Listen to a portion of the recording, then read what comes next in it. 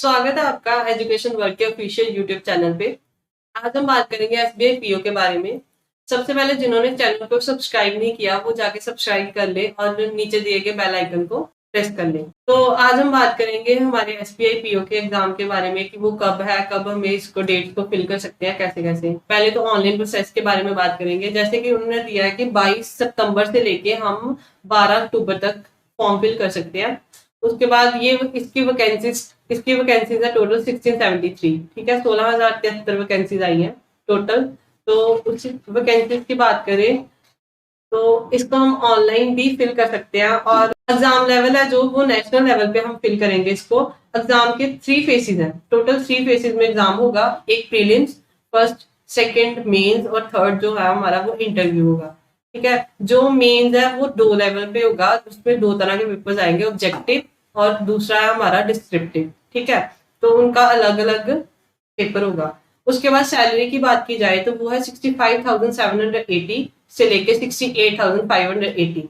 और साथ ही में अगर हमारा कहीं और दूसरे शहर में हो जाती है तो उसी के हिसाब से वो लेवल बढ़ जाएगा, उतनी ही सैलरी बढ़ जाएगी। ठीक है, उसके बाद आगे बात करें हम एलिजिबिलिटी क्राइटेरिया की बात की जाए अगर, तो उन्होंने मांगा graduation in any discipline from a recognised university और any equivalent qualification recognised as such by the central government. मतलब कोई भी स्ट्रीम हो लेकिन ग्रेजुएट होना जरूरी है। जैसे कि बीएससी हो, बीकॉम हो, बीटेक हो, कुछ भी हो लेकिन ग्रेजुएट होना जरूरी है। ठीक है, उसके बाद अगर बात करें एज की, तो एज में उन्होंने मांगा है 21 से लेके 30 साल तक। ठीक है, 21 से लेके 30 साल के अंदर अंदर जो भी लोग आते हैं वो फॉर्म फिल कर सकते हैं। उसके 1/4/2022 जो भी डेट है इतनी डेट तक।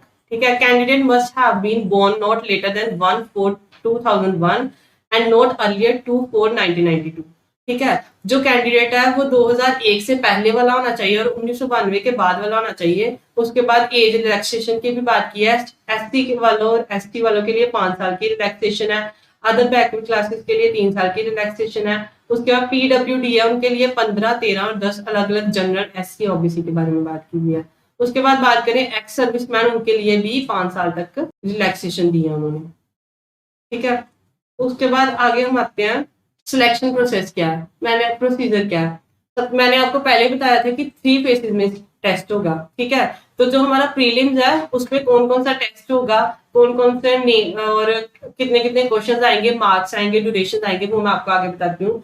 सबसे पहले तो इंग्लिश लैंग्वेज का टेस्ट आएगा। 30 क्वेश्चन आएंगे जिसमें 20 मिनट्स मिलेंगे आपको। उसके बाद क्वांटिटेटिव एप्टीट्यूड में 35 क्वेश्चन आएंगे, उसमें भी 20 मिनट्स मिलेंगे। रीजनिंग एबिलिटी में भी 35 क्वेश्चन आएंगे और 20 मिनट्स मिलेंगे।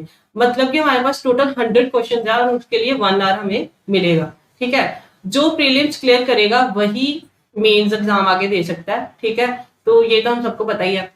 उसके बाद मेन एग्जाम में कैसे कंडक्ट किया है। मेन एग्जाम 2 तरह का, मैंने पहले भी बताया था, ऑब्जेक्टिव और डिस्क्रिप्टिव। तो ऑब्जेक्टिव जो है वो 200 मार्क्स का आएगा और जो हमारा डिस्क्रिप्टिव है वो 50 मार्क्स का होगा। ठीक है, जो ऑब्जेक्टिव टेस्ट है हमारे पास उसमें रीजनिंग आएगी, कंप्यूटर एप्टीट्यूड, रीजनिंग और कंप्यूटर एप्टीट्यूड है वो 40 क्वेश्चन होंगे 50 मार्क्स के। ठीक है, उसके लिए उन्होंने हमें 50 मिनट्स दिए हैं टोटल।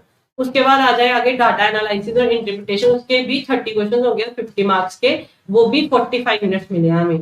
उसके बाद आगे आ जाए जनरल इकोनॉमी, बैंकिंग अवेयरनेस, उसके 50 क्वेश्चन है, 60 मार्क्स होंगे, 45 मिनट्स मिलेंगे। इंग्लिश लैंग्वेज के लिए 35 क्वेश्चन होंगे, 40 मार्क्स होंगे और 40 मिनट्स मिलेंगे। मतलब कि टोटल 155 क्वेश्चन तो होंगे लेकिन उसके लिए हमें 200 मार्क्स मिलेंगे। ठीक है, और 3 आवर्स का पूरा पेपर होगा जो भी ऑब्जेक्टिव पेपर होगा।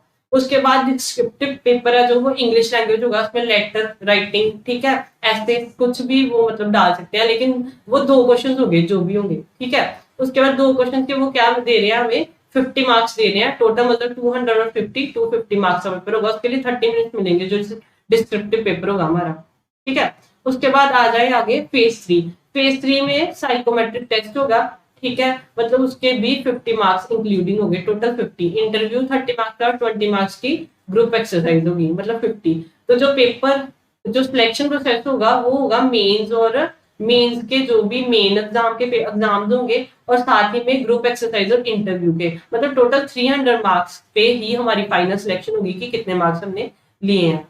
ठीक है, उसके बाद आ जाए आगे हम नंबर ऑफ चांसेस, कितने चांसेस मिलते हैं हमें एग्जाम देने के लिए। ठीक है, सबसे पहले बात करें कैटेगरी वाइज जनरल। ये नहीं है कि प्रीलिम्स दे दिया और वो क्लियर नहीं हुआ वो भी चांस में इंक्लूड हो जाता है, नहीं।